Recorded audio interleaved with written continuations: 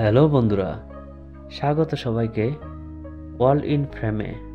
আজকের ভিডিওতে আমরা ভ্রমণ করব মধ্যপ্রাচ্যের এক ছোট্ট কিন্তু অত্যন্ত গুরুত্বপূর্ণ দেশ বাহরাইনে। বাহরাইন নাম শুনলেই অনেকের মনে আসে সমুদ্র, মুক্তা, তেল এবং আধুনিকতার এক অনন্য মিশ্রণ। চলুন তাহলে একে একে জেনে নেই বাহরাইন সম্পর্কে সবকিছু। বাহরাইনের সরকারিভাবে নাম কিংডম অফ বাহরাইন।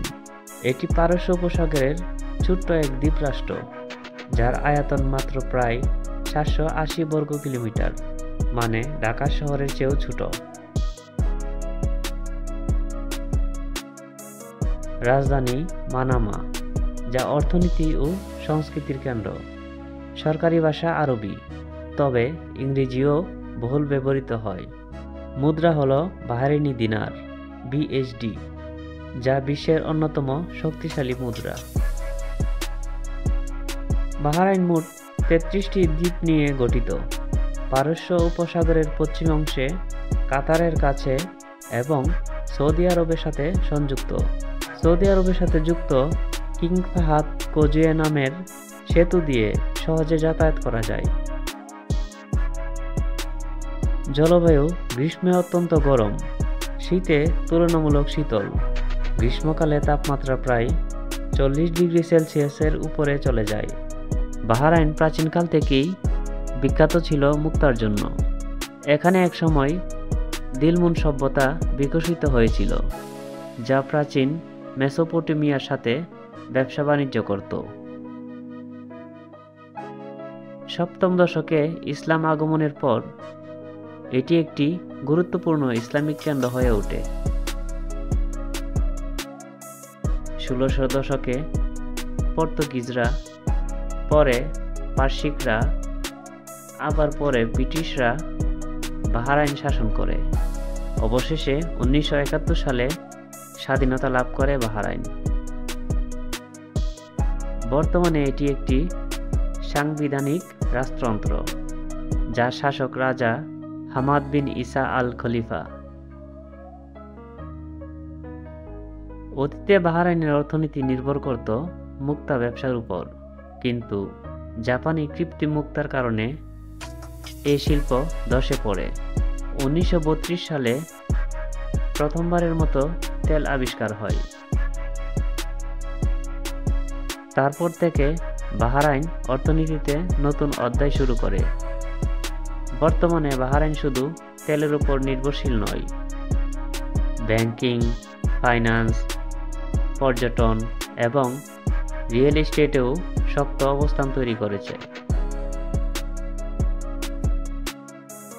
রাজধানী মানামা আজ মধ্যপ্রাচ্যের অন্যতম আর্থিক কেন্দ্র। বাহরাইন একটি আরব ইসলামিক দেশ, তবে এখানে তুলনামূলকভাবে খোলামেলা সংস্কৃতি দেখা যায়। নারীরা এখানে শিক্ষা ও কর্মক্ষেত্রে গুরুত্বপূর্ণ ভূমিকা রাখছে। সঙ্গীত, নাচ, আরব ঐতিহ্যবাহী পোশাক ও খাদ্য বাহরাইনের নিজস্ব স্বাদ আছে।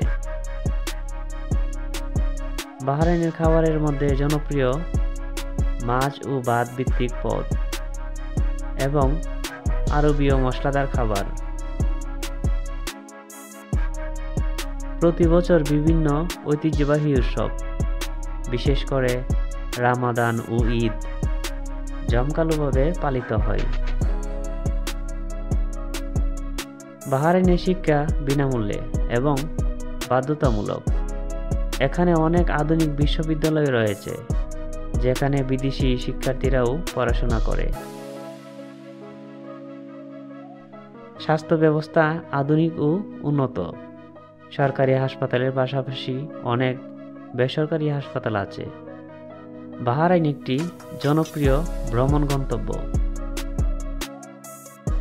পর্যটকদের জন্য রয়েছে Bahrain World Trade Center, Bahrain National Museum, Al Fateh Grand মসজিদ এবং বাহরাইন ইন্টারন্যাশনাল সার্কিট। ঐতিহাসিক স্থানগুলোর মধ্যে আছে কাল এট আল বাহরাইন বা বাহরাইন ফোর্ট, যা ইউনেস্কোর ওয়ার্ল্ড হেরিটেজ সাইট।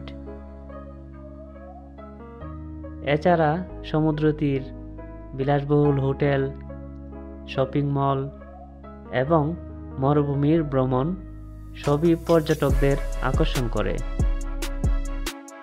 ফুটবল বাহরাইনের সবচেয়ে জনপ্রিয় খেলা, তবে আন্তর্জাতিকভাবে সবচেয়ে বেশি খ্যাতি এসেছে ফর্মুলা 1 গ্র্যান্ড প্রিক্সের কারণে। 2004 সাল থেকে বাহরাইন ফর্মুলা 1 ক্যালেন্ডারে যুক্ত হয়েছে। বাহরাইন মধ্যপ্রাচ্যের মধ্যে সবচেয়ে ছোট স্বাধীন রাষ্ট্রগুলির একটি। এখানে ধর্মীয়ভাবে বিচিত্র আছে। মুসলিম সংখ্যাগরিষ্ঠ হলেও খ্রিস্টান, হিন্দু এবং অন্যান্য ধর্মের মানুষ শান্তিপূর্ণভাবে বসবাস করছে। মুক্তা আহরণের কারণে বাহরাইনকে একসময় বলা হতো পার্ল অফ দ্য গাল বা মুক্তার উপসাগর। তো বন্ধুরা, এই ছিল বাহরাইন সম্পর্কে বিস্তারিত আলোচনা। ইতিহাস, ভূগোল, অর্থনীতি, সংস্কৃতি থেকে শুরু করে পর্যটন, সব দিক থেকে বাহরাইন একটি অনন্য দেশ। ছোট্ট আয়তনের ভেতর কত বৈচিত্র্য লুকিয়ে আছে তা সত্যি বিস্ময়কর।